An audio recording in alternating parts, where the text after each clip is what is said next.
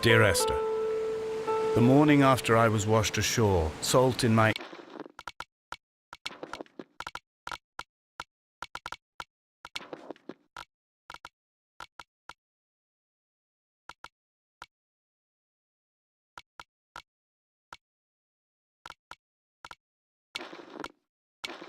Dear Esther, the morning after I was washed ashore, salt...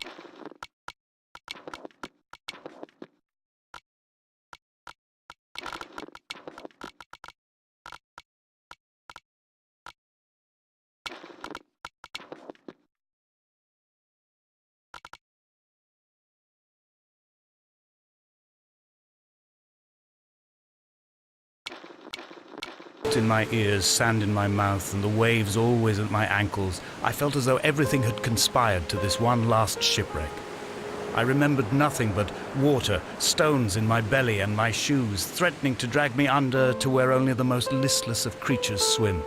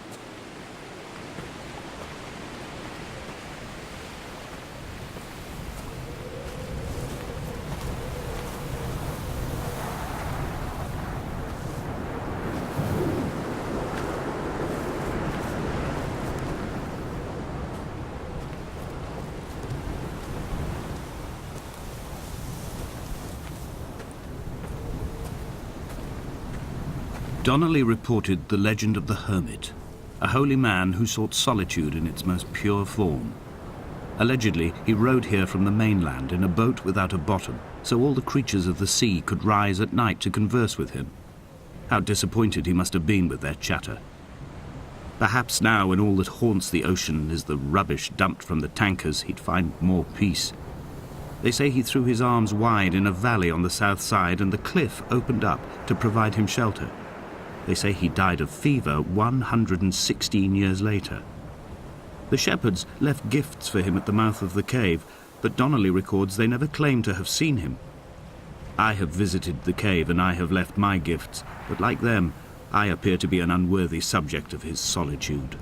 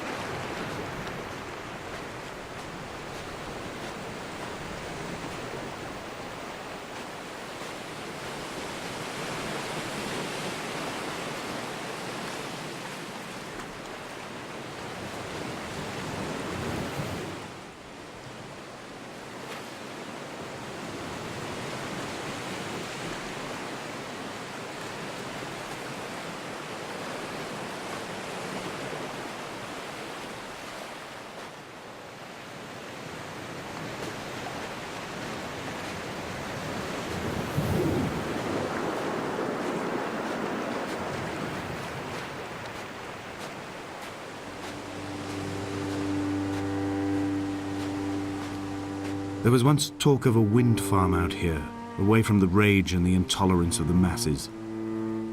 The sea, they said, is too rough for the turbines to stand. They clearly never came here to experience the becalming for themselves. Personally, I would have supported it. Turbines would be a fitting contemporary refuge for a hermit.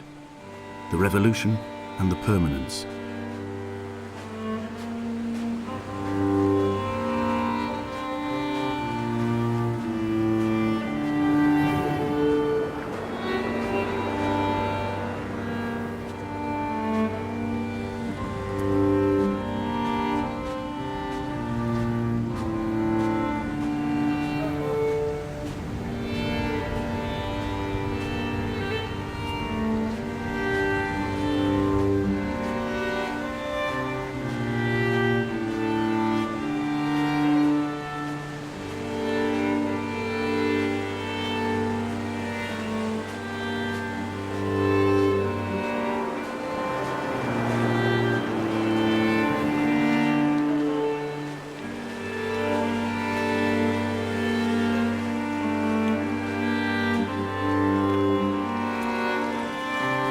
I have found the ship's manifest, crumpled and waterlogged under a stash of paint cans.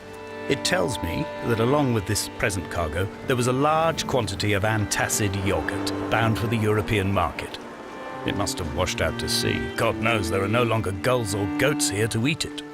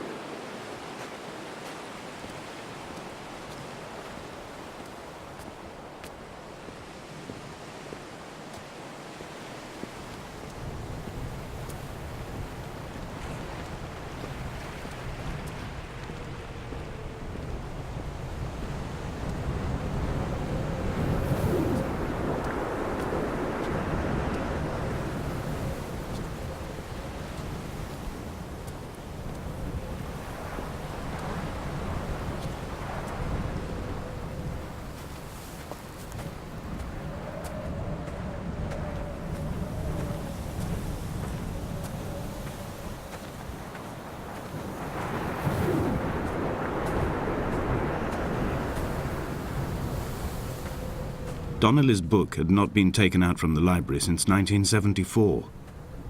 I decided it would never be missed as I slipped it under my coat and avoided the librarian's gaze on the way out.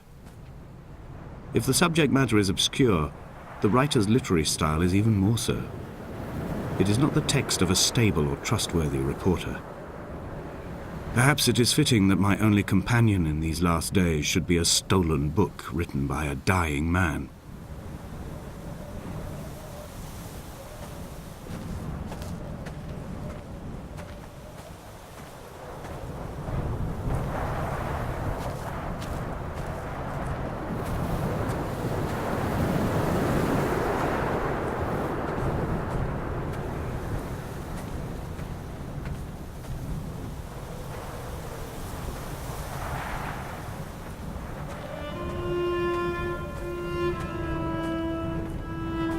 When someone had died or was dying, or was so ill they gave up what little hope they could sacrifice, they cut parallel lines into the cliff, exposing the white chalk beneath. You could see them from the mainland or the fishing boats, and know to send aid or impose a cordon of protection and wait a generation until whatever pestilence stalked the cliff paths died along with its hosts. My lines are just for this, to keep any would-be rescuers at bay. The infection is not simply of the flesh.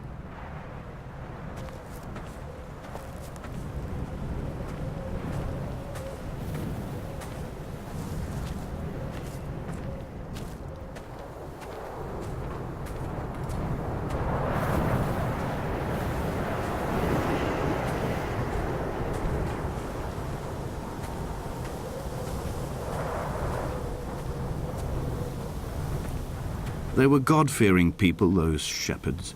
There was no love in the relationship. Donnelly tells me that they had one Bible that was passed around in strict rotation. It was stolen by a visiting monk in 1776, 2 years before the island was abandoned altogether. In the interim, I wonder, did they assign chapter and verse to the stones and grasses, marking the geography with a superimposed significance, that they could actually walk the Bible and inhabit its contradictions?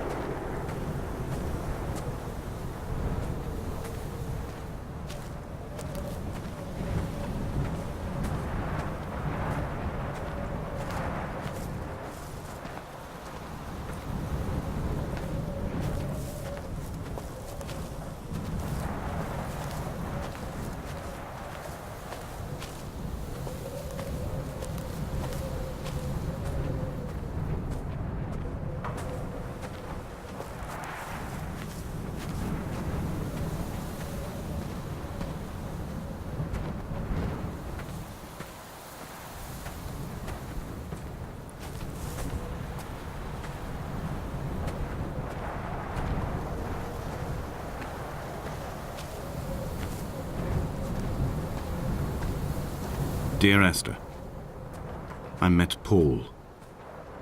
I made my own little pilgrimage. My Damascus, a small semi-detached on the outskirts of Wolverhampton. We drank coffee in his kitchen and tried to connect to one another. Although he knew I hadn't come in search of an apology, reason or retribution, he still spiraled in panic, thrown high and lucid by his own dented bonnet. Responsibility had made him old. Like us, he'd already passed beyond any conceivable boundary of life.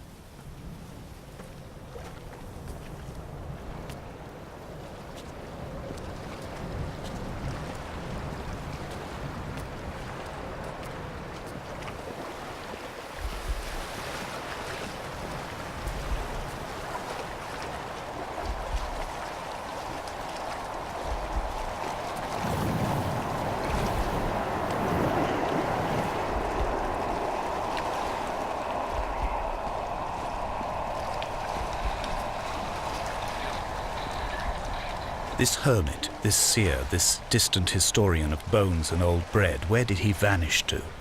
Why, asked the farmers, why, asked Jacobson, why bother with your visions at all, if you're just to throw your arms up at the cliff and let it close in behind you and seal you into the belly of the island, a museum shut to all but the most devoted?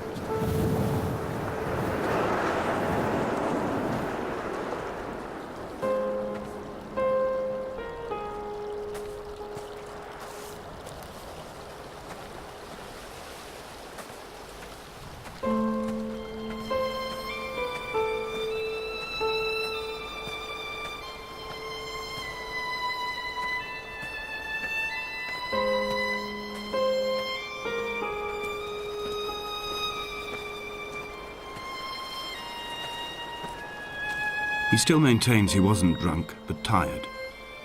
I can't make the judgment or the distinction anymore. I was drunk when I landed here, and tired too. I walked up the cliff path in near darkness and camped in the bay where the trawler lies beached. It was only at dawn that I saw the bothy and decided to make my temporary lodgings there. I was expecting just the aerial and a transmitter stashed in a weatherproof box somewhere on the mount. It had an air of uneasy permanence to it. Like all the other buildings here, erosion seems to have evaded it completely.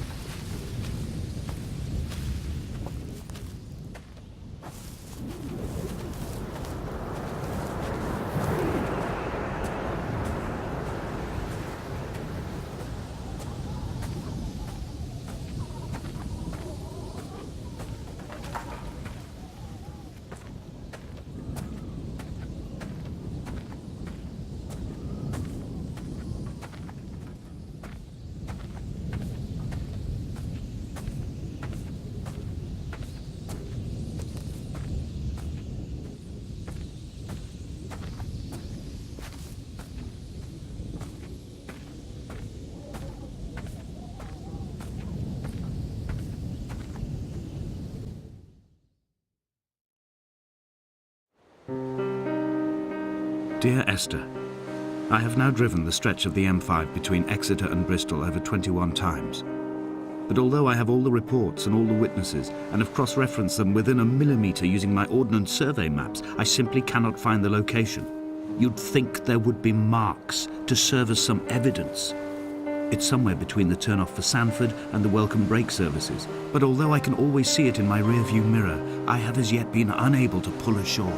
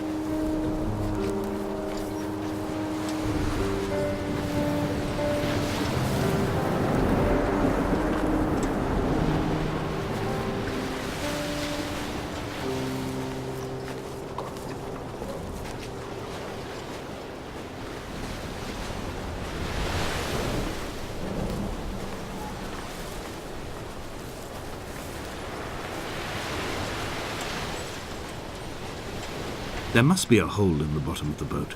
How else could new hermits have arrived?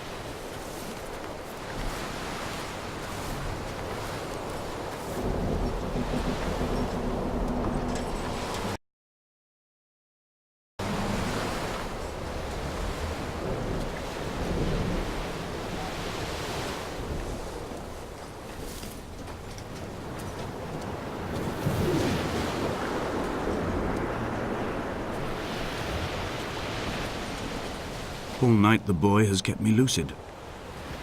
I sat, when I was at the very edge of despair, when I thought I would never unlock the secret of the island, I sat at the edge and I watched the idiot boy blink through the night. He is mute and he is retarded, and he has no thought in his metal head but to blink each wave and each minute aside until the morning comes and renders him blind as well as deaf-mute. In many ways, we have much in common.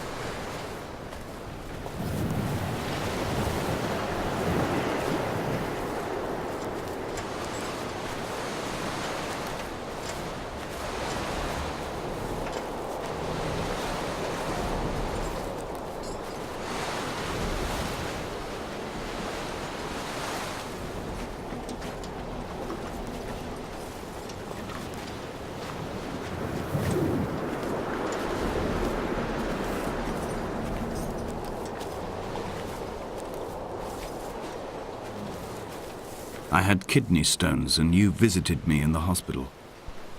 After the operation, when I was still half submerged in anesthetic, your outline and your speech both blurred. Now my stones have grown into an island and made their escape, and you have been rendered opaque by the car of a drunk.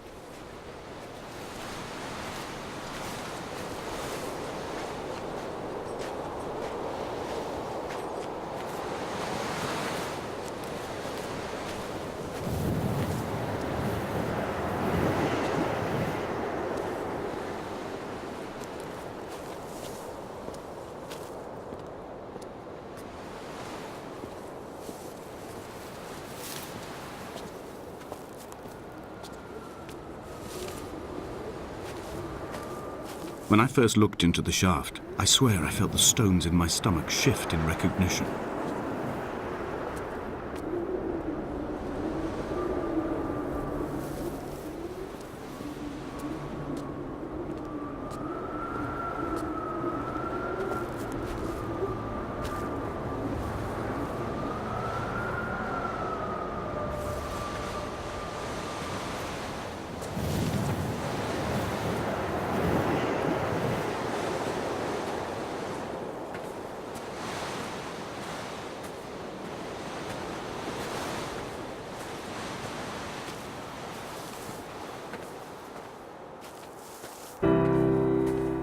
I've begun my ascent on the green slope of the western side. I've looked deep into the mountain from the shaft and understood that I must go up and then find the way under. I will stash the last vestiges of my civilization in the stone walls and work deeper from there. I'm drawn by the aerial and the cliff edge. There is some form of rebirth waiting for me there.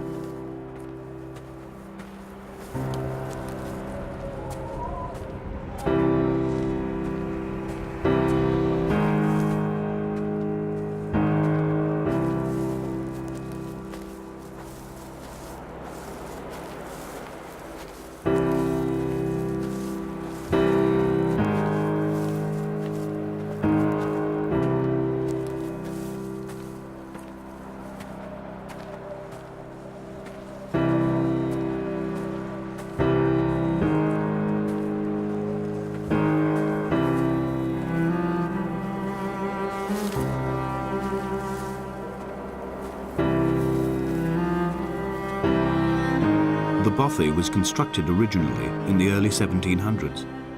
By then, shepherding had formalized into a career. The first habitual shepherd was a man called Jakobsen, from a lineage of migratory Scandinavians. He was not considered a man of breeding by the mainlanders.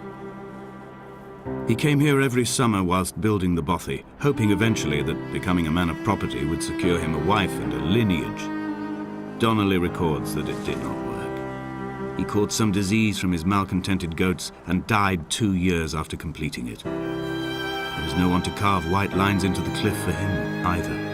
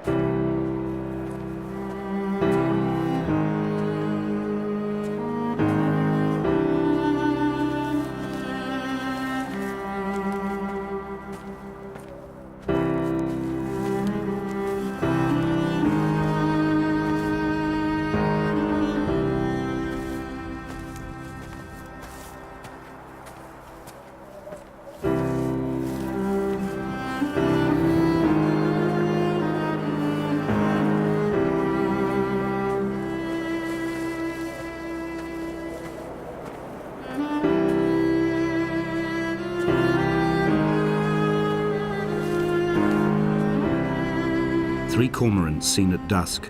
They did not land. This house built of stone, built by a long-dead shepherd. Contents: my camp bed, a stove, a table, chairs, my clothes, my books. The caves that score out the belly of this island, leaving it famished. My limbs and belly famished. This skin, these organs, this failing eyesight. When the battery runs out in my torch, I will descend into the caves and follow only the phosphorescence home.